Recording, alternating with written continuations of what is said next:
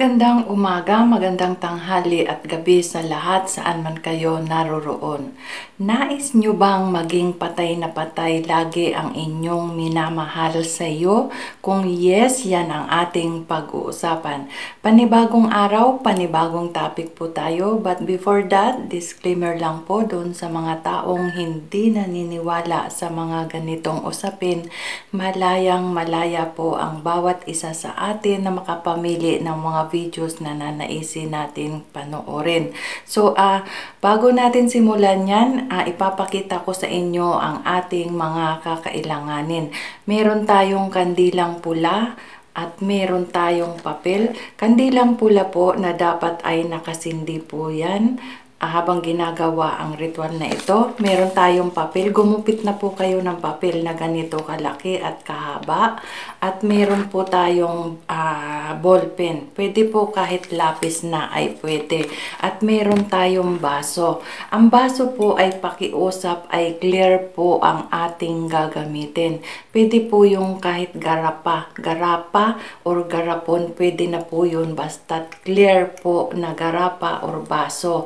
So, ano-ano ba ang dapat nating gawin dyan? Una, ang papel ay isulat po ninyo ang kumpletong pangalan. Kumpletong pangalan, kung hindi nyo alam ang middle name ay hindi na importante, basta't ang pangalan at ang apelyido ay totoo po lamang.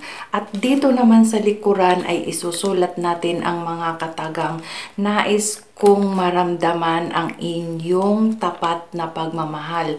Nais kong maramdaman ang iyong tapat na pagmamahal at pangalan dito sa kabila. Pagkatapos nyong maisulat ay kailangan nyong tupiin ng tatlo. Tatlo nyo pong tutupiin. So, isa, dalawa, tatlo. So, maliit na siya. Pagkatapos ng tupi ay ilagay po yan sa palad, sa kanan. At kukunin natin yung baso.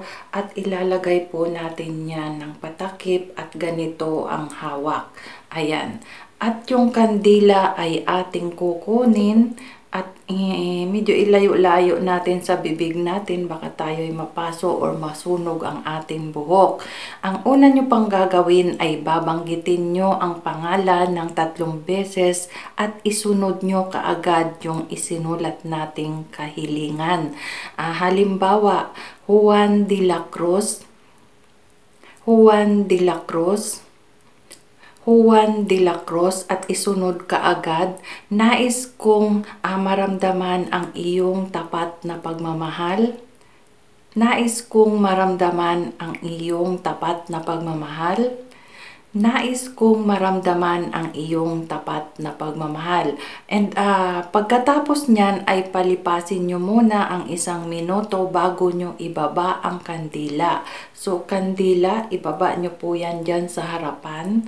And ang pagkuha po ng baso ay kailangan ganito. Ganito po at hindi mo ihihiwalay yung isa. Yung para bang isinasalin mo, ipaganon mo po yan.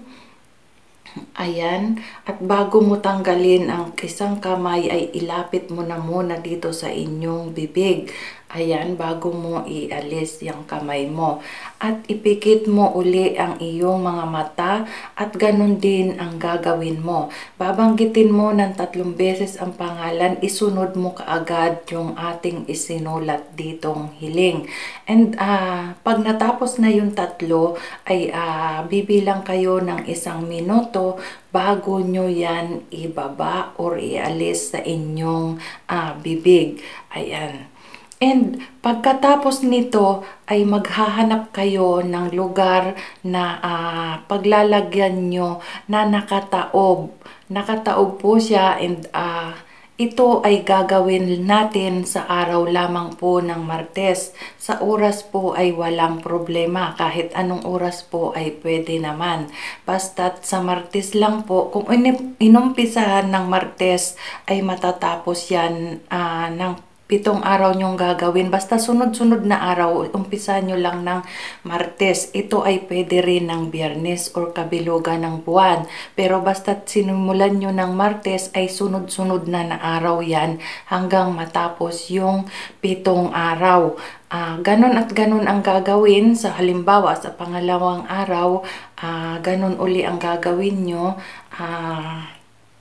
Kailangan yung kunin yung ito at bubuklatin nyo uli at tupiin nyo uli ng 3, ilalagay uli sa palad, ganon ng ganon uli, ganon ng ganon, ilagay yung kandila uli. Kung ano yung ginawa nung una ay ganon din ang gagawin. At hindi na lang basta kukunin kundi pag ganito isabay yung isang kamay para yung enerhiya ng ritual na ginagawa natin ay hindi lumabas. And ilapit mo dito sa iyong bibig, saka mo siya aalisin ang isang kamay mo at babanggitin mo uli ang pangalan ng 3 beses. Isunod mo kaagad yung iyong kahilingan. Sa susunod na mga araw ay ganon at ganon po lamang. Ito ay gawin nyo ng Martes, kabilugan ng buwan, or Biyernes. Alin po doon sa 3 ang mapipili nyo? Basta halimbawa inumpisahan nyo na ng Martes, sunod-sunod na po yun. 7 beses nyo po itong gagawin.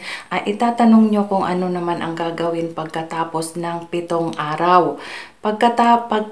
Ikapitong araw, kukunin nyo ito, ilalagay nyo ito sa isang lugar na walang pwedeng makialam at hindi mapapakialaman ng nakataob at nasa ilalim ang papel. So, sa tuwi-tuwi na ikukunin nyo, kailangan ay nakataob siya. Mamaya, pagbalik nyo ay may nakialam na, nakatihaya na. So, uulit po kayo kasi baliwala na po, hindi na po yun tatalab. Kaya ingatan po natin na ang mapaglalagyan natin ay walang hindi mapakialaman.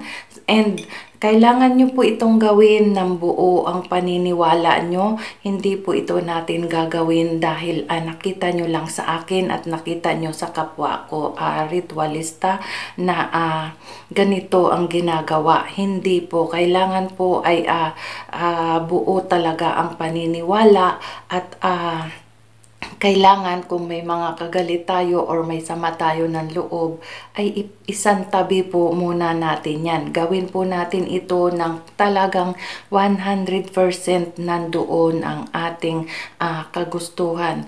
Ginagawa natin ito upang magabayan ang ating mga kahilingan na matupad at sa pamamagitan nito ay matulungan tayo masolusyonan ang ating problema. So, kaya natin ito ginagawa upang makasigurado tayo na ang ating mahal sa buhay ay sa atin lang yan at sa atin lang patay na patay ang kanyang pakiramdam at yun ang kanyang laging maramdaman at kailangan ma-feel natin yun. So yun ang ating hinihiling na dapat mangyari.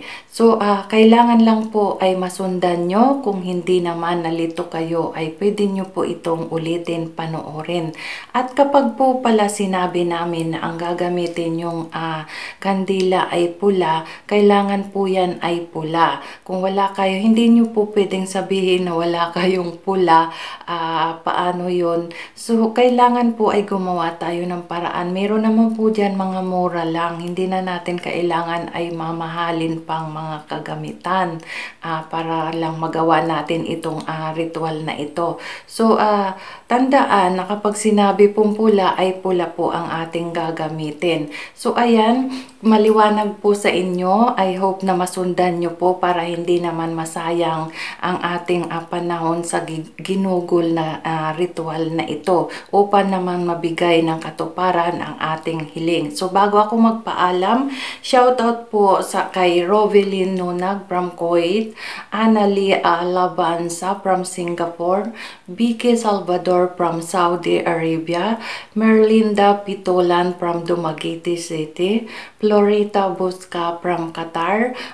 Sa lahat ng sumusuporta sa akin, maraming salamat salamat po. Kung hindi dahil sa inyo ay hindi ko maaabot ang akin pong subscriber ay nasa 4K na and still counting.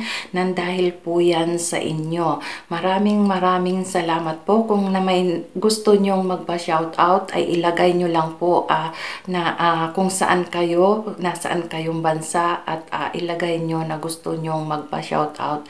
And kung may mga ideas kayo ay pwede nyo sa akin yan i-share at sa aking salita na mabagal ay pagpasensyahan nyo na ako kasi yan po talaga ang natural ko. Mabagal po talaga ako magsalita. And kung may hindi po kayo naintindihan ay magkomento na lang po kayo sa baba. And hangad ko ang katuparan ng inyong mga hiling. Ang dasal ko na sana ay matupad ang lahat ng iyon. Ayan, maraming salamat po sa inyo at naway naintindihan nyo po, kung hindi naman ay panuorin nyo po uli. Ayan, maraming salamat po and mag-subscribe po kayo para updated po kayo sa mga susunod kong videos na i-upload. Malay nyo ang inyo na palang suliranin ang kasunod. Maraming salamat and mabuhay. Mag-ingat po ang lahat sa atin. Good day.